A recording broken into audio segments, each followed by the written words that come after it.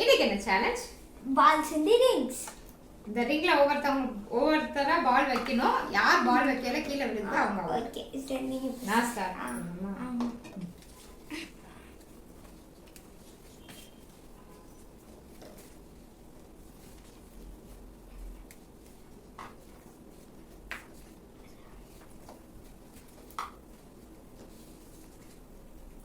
மாட்டனாடா. ஐயோ நான் தான் மாட்டனா. ரெண்டு கை யூஸ் பண்ணிக்கலாமா? நான் வச்சுட்டேன்.